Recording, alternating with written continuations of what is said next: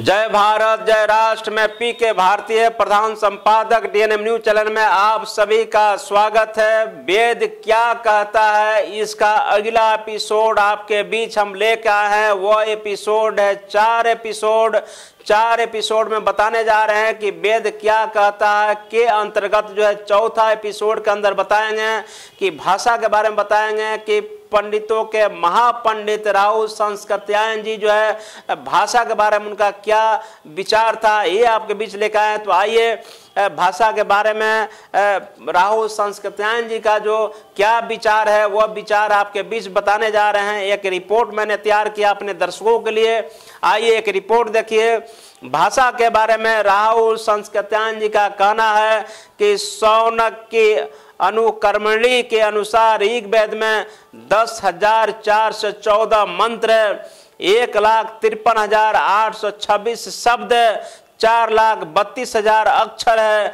ऋचाओं की संख्या गिनने पर उन्हें 10,467 हम पाते हैं। ऋग्वेद का दो प्रकार से विभाजन है, एक में मंडल सूक्त और दूसरे में ऋचा के क्रम को रखा गया है। ऋग्वेद में 10 मंडल, 1017 सूक्त और 10,414 मंत्र है।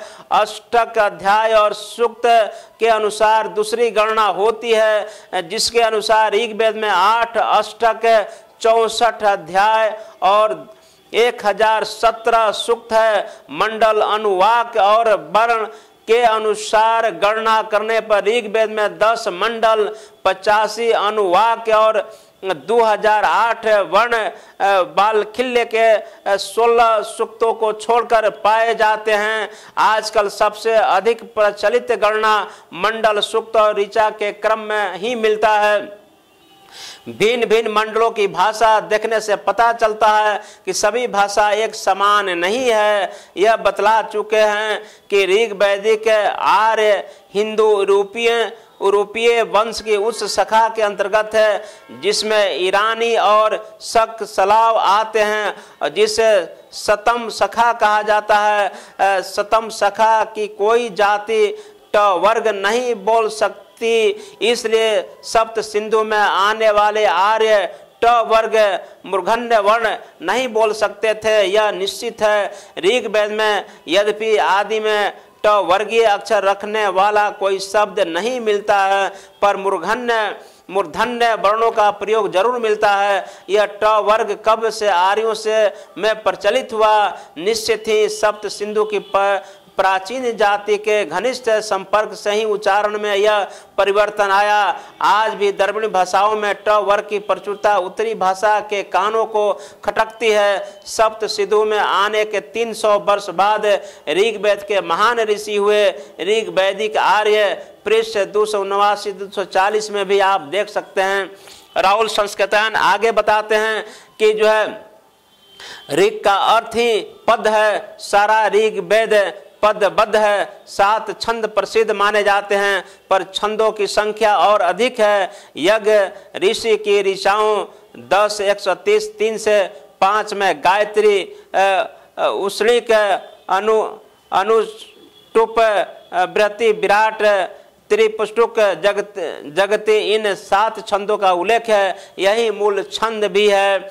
ऋग्वेद के आपको 10,414 मंत्रों में छंद है, यानी गायत्री में जो है 2,467 छंद है। उड़ीसक में जो है 341 छंद है। अनुष्टुप में 855 छंद है। बृहति में 181 छंद है। त्रिपुटप में 4,253 छंद है। पंक्ति में 312 है। जगति में 1,348 छंद है। अति जगति में 17 छंद है। सावरी में 19 छंद है। अति साकरी में 9 छंद है। अष्टि में 6 छंद है। अत्यष्टि में 84 छंद है। धृति में 2 छंद है। अति धृति में 1 छंद है। एक पाद वाले 6 छंद है। 2 पाद वाले 17 छंद है। और प्रगाद बढ़ाद वाले 194 छंद है।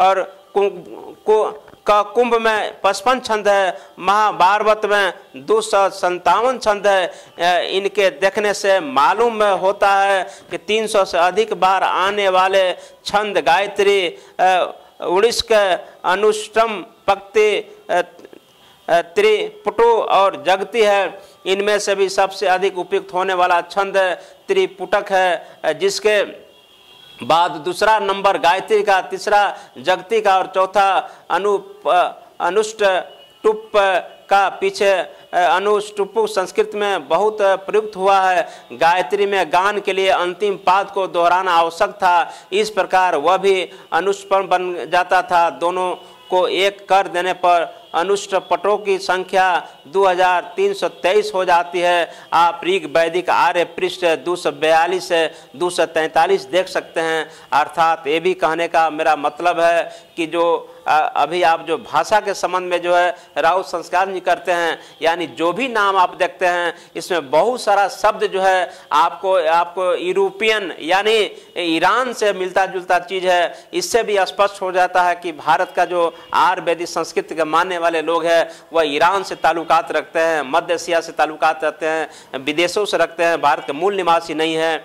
अगर ये वीडियो आपको अच्छा लगे तो जरूर लाइक कीजिए, शेयर कीजिए, कमेंट्स कीजिए और सब्सक्राइब जरूर कीजिए। हम पुनः फिर जो है नेक्स्ट जो है वेद क्या कहता है उसका अगला एपिसोड 5 एपिसोड लेकर आएंगे।